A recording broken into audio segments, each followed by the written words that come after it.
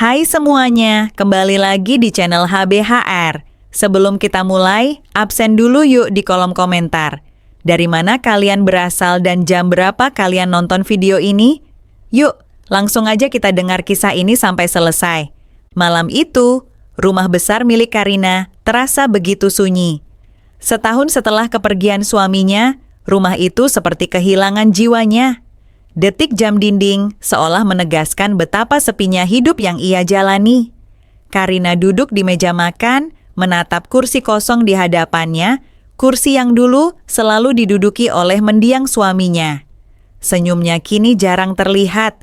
Ia mencoba menghibur diri dengan menonton televisi atau menelepon kerabat. Tapi rasa sepi itu tak pernah hilang.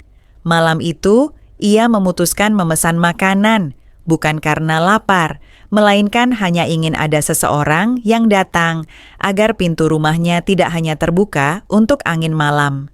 Saat bel berbunyi, Karina menarik napas dalam. Ia membuka pintu dan di hadapannya berdiri seorang pemuda dengan senyum canggung. Jaketnya usang dan helm di tangannya menandakan ia baru saja turun dari motor.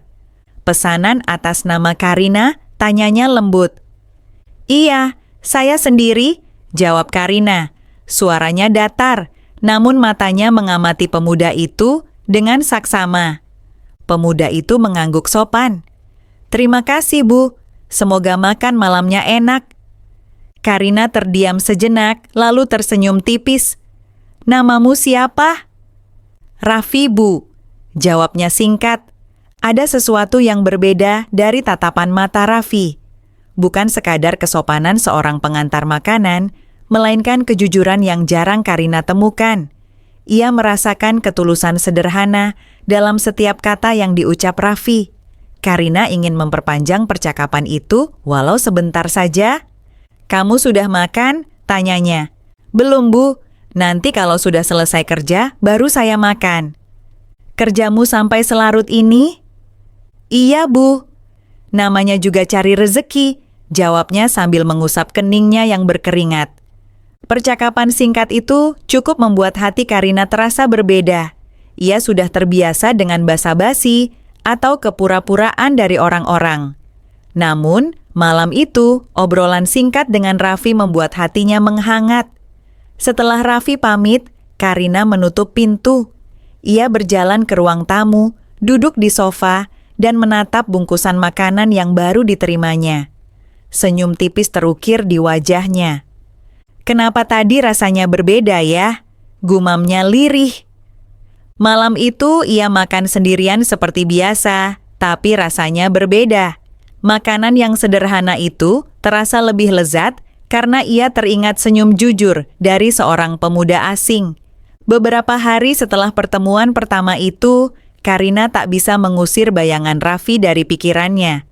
Tatapan mata itu, senyum canggung, dan caranya berbicara yang apa adanya membuat Karina merasa hidup kembali. Ada sesuatu yang ia rindukan, dan anehnya ia menemukannya bukan pada orang terdekatnya, melainkan dari seorang anak muda yang baru ia kenal. Dalam kesendirian malam berikutnya, Karina duduk di ruang keluarga, menatap cermin besar di dinding. Wajahnya masih terlihat cantik, meski ada jejak lelah. Ia bergumam, "Aku ini siapa? Cantik, kaya, tapi kosong." Tepat saat itu, bel pintu berbunyi lagi. Karina terkejut, bergegas berdiri, dan berjalan menuju pintu. Saat pintu terbuka, senyum yang sama kembali menyambutnya. Raffi berdiri di sana dengan sikap canggung yang sama. "Pesanan atas nama Karina lagi ya?" tanyanya pelan. "Iya, betul. Kamu sering sekali kebagian antar ke rumah saya." "Rezeki saya, Bu," jawabnya singkat dengan senyum kecil.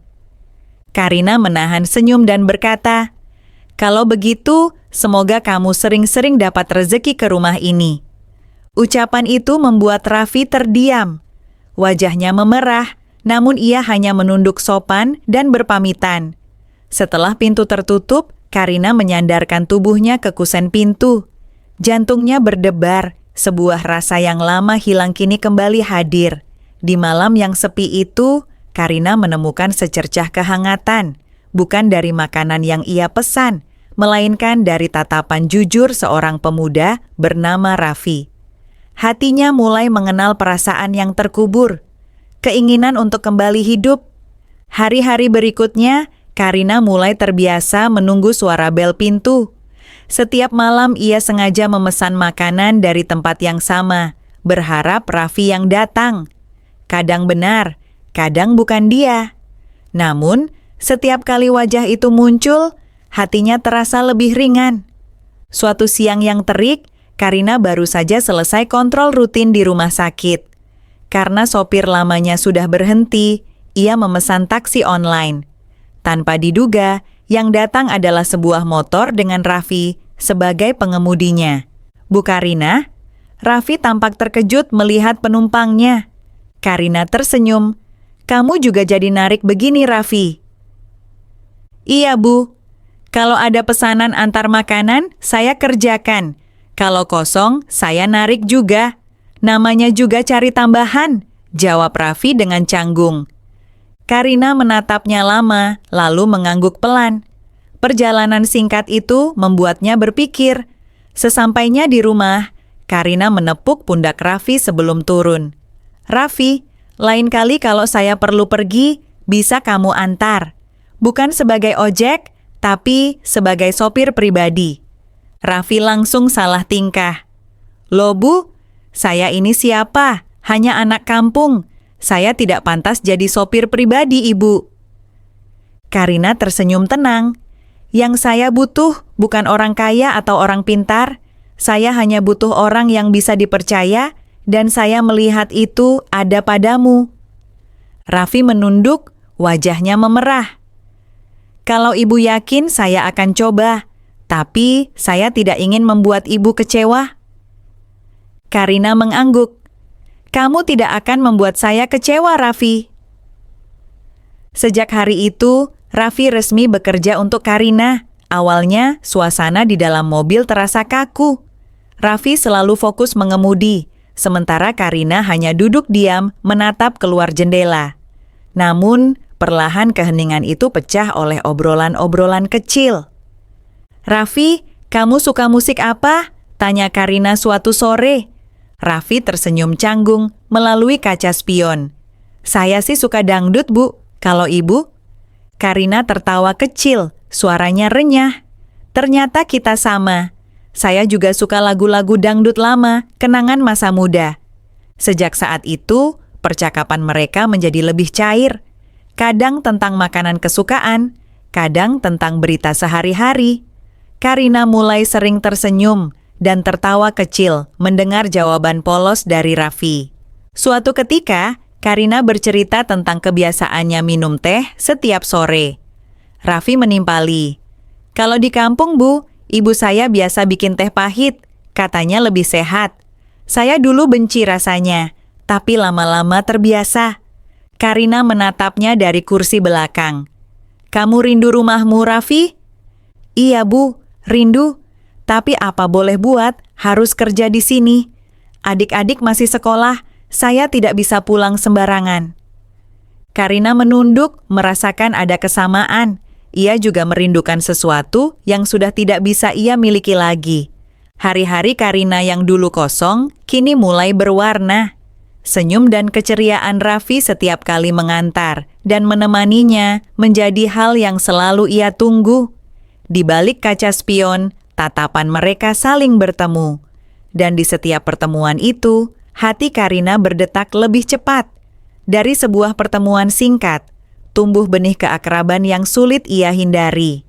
Sejak Raffi menjadi sopir pribadinya, hari-hari Karina terasa berbeda. Ia tidak lagi merasa terjebak dalam kesunyian rumah besar itu.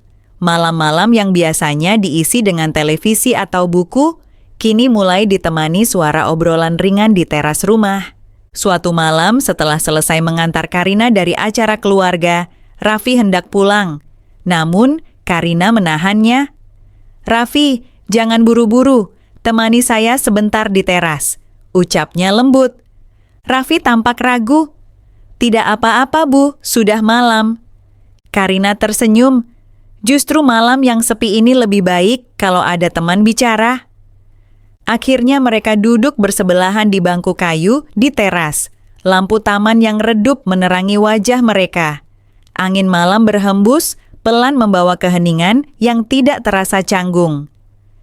"Raffi," kata Karina sambil menatap langit, "kamu tahu, sejak suami saya meninggal, saya sering merasa rumah ini kosong. Saya kadang bicara sendiri, hanya agar tidak merasa benar-benar sendirian." Raffi menunduk, mendengarkan dengan serius. "Saya bisa bayangkan, Bu, kehilangan orang terdekat memang tidak mudah. Waktu ayah saya meninggal dulu, ibu saya juga sering menangis diam-diam. Saya yang masih kecil cuma bisa diam, tidak bisa menghibur." Karina menoleh menatap wajah Raffi yang terlihat tulus. "Berarti kamu tahu rasanya kehilangan." Raffi mengangguk pelan. "Iya, Bu. Rasanya seperti ada lubang yang tidak bisa tertutup lagi." Karina menghela napas panjang. "Kadang saya berpikir, untuk apa rumah besar ini, harta, atau apapun, kalau akhirnya saya duduk sendirian setiap malam." Suaranya mulai bergetar. Raffi menatapnya lalu berkata pelan, "Tapi sekarang ibu tidak sendirian. Saya mungkin bukan siapa-siapa, tapi selama saya di sini, saya bisa mendengarkan ibu." Kata-kata sederhana itu membuat Karina terdiam. Air matanya hampir jatuh, tapi ia menahannya dengan senyum tipis. "Terima kasih, Raffi. Kamu tidak tahu betapa berharganya kata-katamu." Malam-malam berikutnya, kebiasaan itu berulang. Setelah urusan hari itu selesai, Raffi sering duduk di teras bersama Karina. Mereka berbicara tentang banyak hal, mulai dari cuaca, makanan, sampai cerita masa kecil. "Waktu kecil saya suka sekali main layang-layang. Kalau sudah terbang tinggi, saya merasa bebas, lupa semua masalah." Karina tertawa kecil. "Saya waktu kecil malah dilarang main di luar. Ayah saya sangat keras, tapi kalau sekarang ingat masa itu, rasanya lucu juga." Obrolan mereka sering diselingi tawa kecil yang sudah lama hilang dari hidup Karina. Bahkan kadang ia sengaja menyentuh tangan Raffi seolah tidak sengaja. Raffi akan tersipu, wajahnya memerah, tapi tidak pernah menarik diri. Suatu malam, Karina lebih terbuka dari biasanya. Dengan suara lirih ia berkata, "Raffi, kadang saya iri melihat orang lain yang masih punya pasangan. Saya merasa kehilangan bagian dari diri saya sendiri." Raffi menoleh dengan serius. "Ibu tidak sendirian. Ibu masih punya kehidupan, masih bisa tertawa, masih bisa merasakan bahagia. Jangan merasa semua sudah berakhir." Karina menatapnya lama, merasakan ketulusan yang sulit ia temui dari orang lain. "Kamu ini kenapa selalu bisa menenangkan saya?" Raffi tersenyum canggung. "Saya tidak tahu, Bu. Mungkin karena saya bicara apa adanya saja." Karina kembali tersenyum. Kali ini lebih hangat. Ia merasa ada sesuatu yang tumbuh di dalam hatinya. Rasa yang selama ini ia kira sudah mati bersama kepergian suaminya. Malam demi malam, Karina dan Raffi semakin dekat. Dari obrolan ringan hingga cerita paling pribadi, semuanya mengalir tanpa paksaan. Setiap kali Karina melihat Raffi, ia merasa lebih hidup.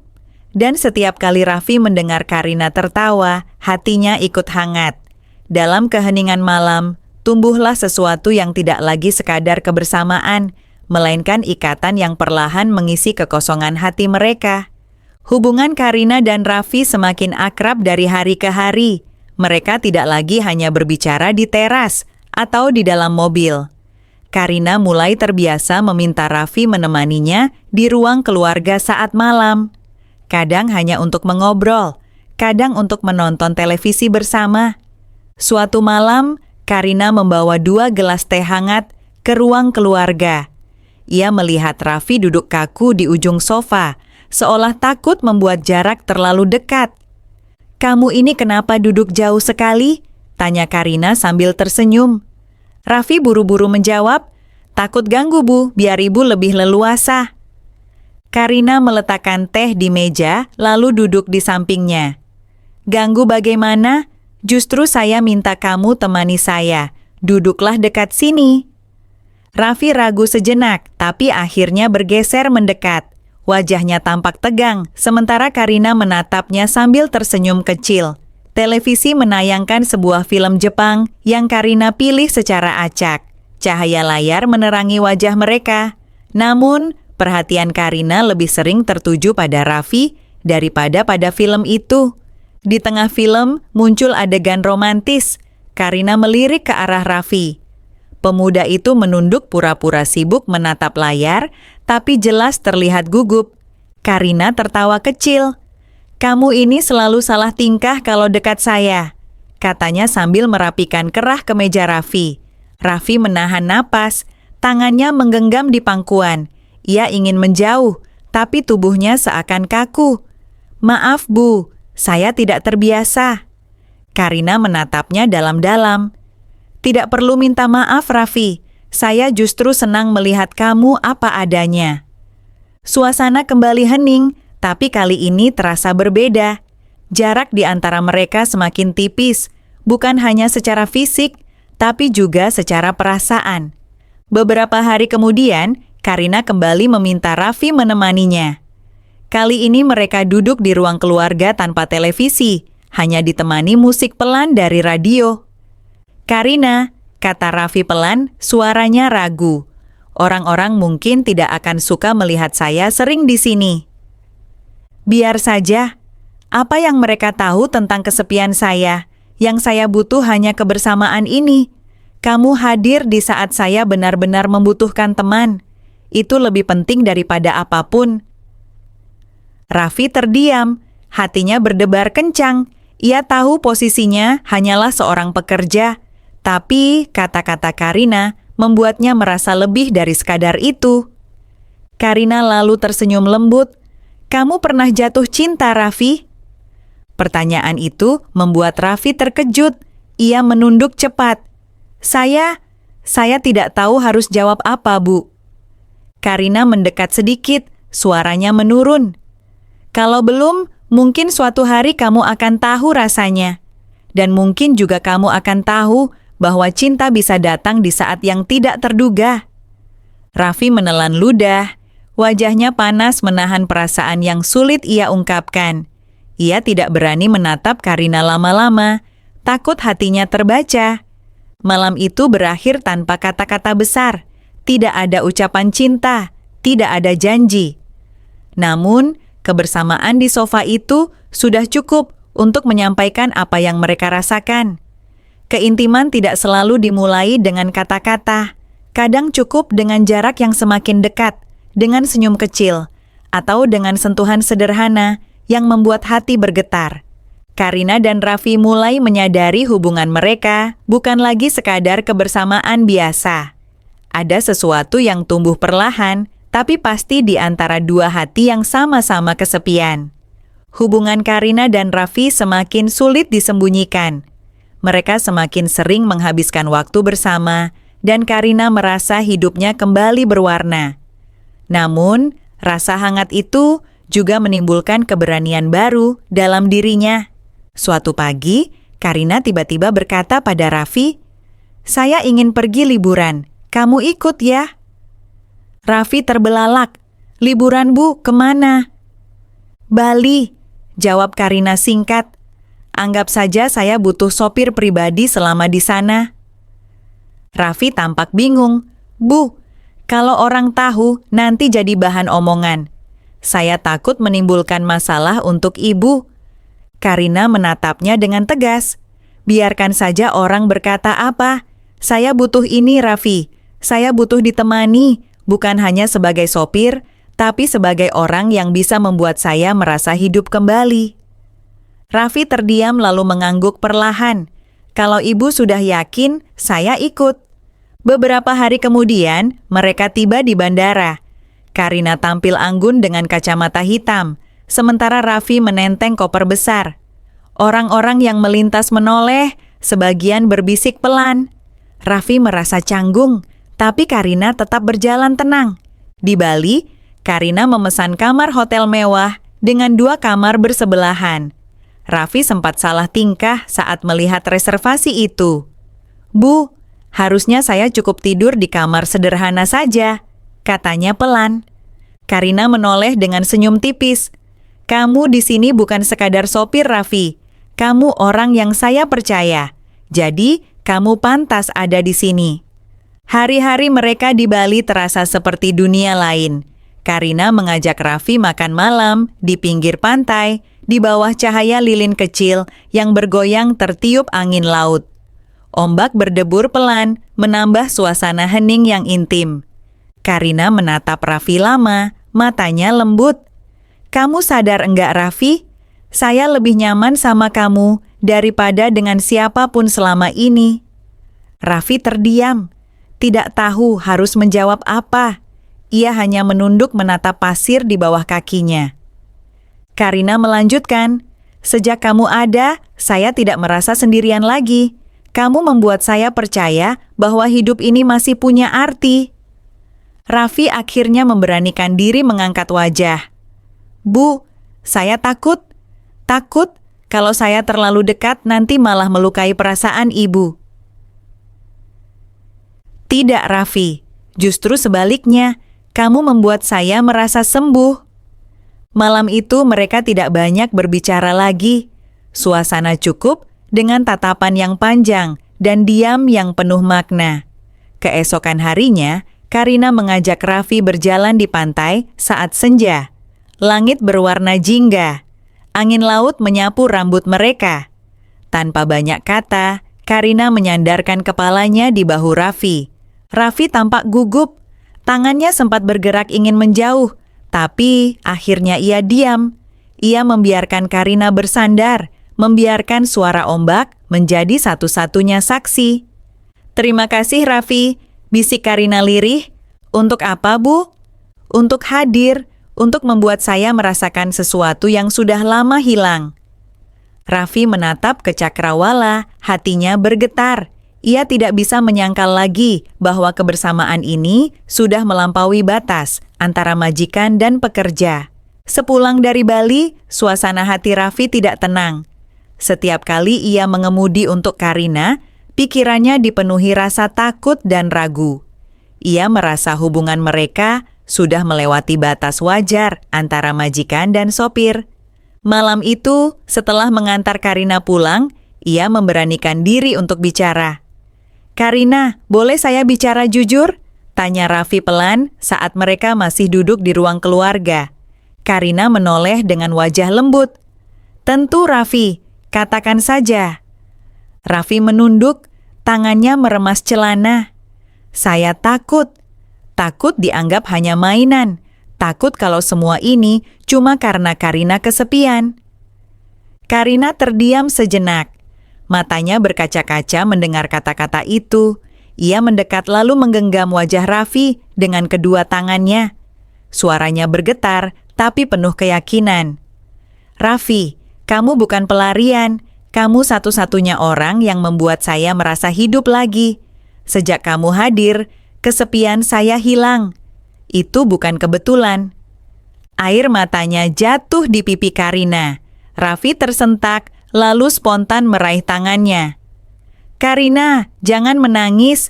Saya tidak tahan melihat kamu seperti ini." Karina tersenyum di tengah tangisnya. "Air mata ini bukan karena sedih.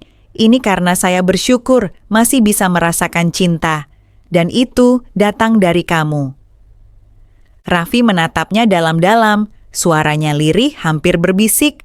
"Saya juga jatuh cinta sama kamu. Saya coba menahan, saya coba menganggap ini hanya pekerjaan, tapi hati saya tidak bisa berbohong." Karina memeluknya erat. "Kalau begitu, jangan pernah tinggalkan saya. Saya tidak peduli dunia berkata apa.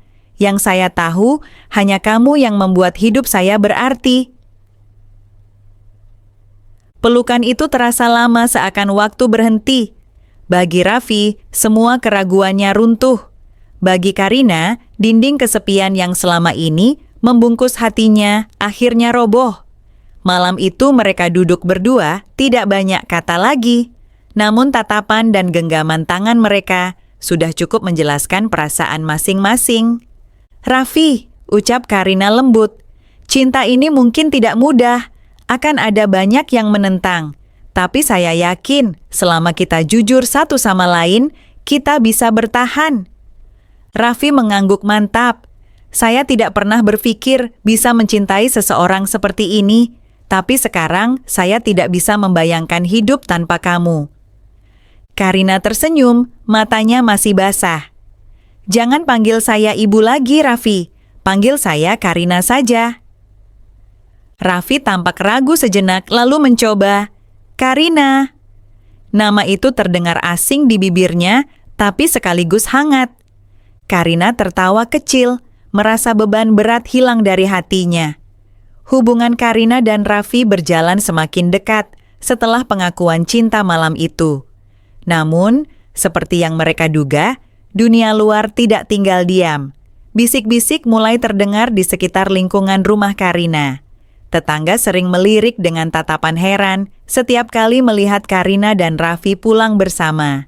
Ada yang sengaja berbisik sambil menutup mulut, ada pula yang terang-terangan memandang sinis. Suatu sore ketika Karina sedang menyiram bunga di taman, salah seorang tetangga menghampiri. Dengan senyum yang dibuat-buat, ia berkata, "Karina, akhir-akhir ini sering terlihat dengan sopir muda itu, ya? Hati-hati, orang nanti bisa salah paham." Karina hanya tersenyum tipis. Biarkan saja orang bicara. Mereka tidak tahu apa yang sebenarnya terjadi. Namun, di dalam hati ia sadar gosip itu mulai menyebar luas. Beberapa hari kemudian, Raffi mendengar sendiri bisikan itu. Ketika ia membeli bensin di pom dekat rumah, dua pria setengah baya bercakap lirih, tapi cukup jelas terdengar. Itu bukan sopirnya Bu Karina? Katanya mereka ke Bali berdua." "Ah, kalau benar begitu sayang sekali ya. Perempuan seperti Bu Karina seharusnya jaga nama baik." Raffi menunduk, pura-pura tidak mendengar, tapi hatinya terasa perih. Malam itu ia tampak murung ketika mengantar Karina pulang.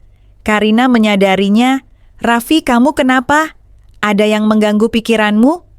Raffi akhirnya jujur, "Saya dengar orang-orang mulai membicarakan kita. Saya takut, Karina. Takut mereka menyakitimu dengan kata-kata."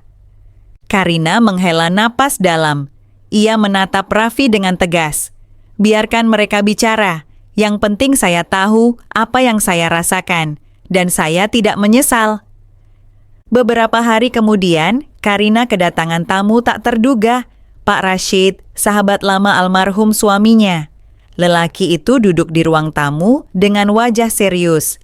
"Karina," katanya tanpa basa-basi, "saya dengar banyak kabar tidak enak tentang kamu dan sopirmu itu. Apa benar?" Karina menegakkan tubuh. "Rashid, jangan sebut dia hanya sopir. Namanya Raffi, dan kami dekat."